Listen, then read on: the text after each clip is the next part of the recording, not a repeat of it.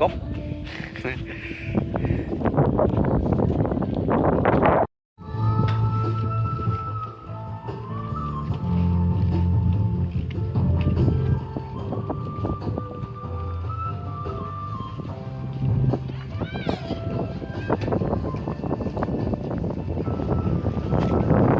้ยวิวดีวิวสำนีวิวลำบากผม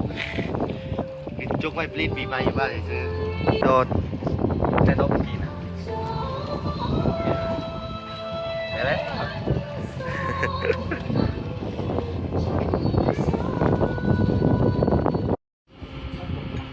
วันเสาร์2 คน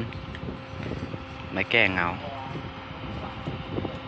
เฮ้ยยิ้มใส่กล้องเลยยังไงกินมีอย่างนี้เขาเอิ้นซุกี้เนาะจุ่มกินจุ่มเหลาบรรยากาศดี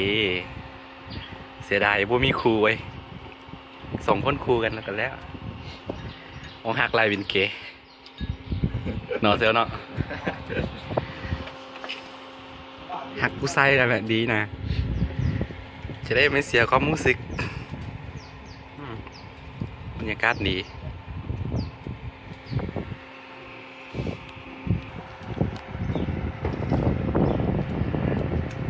มา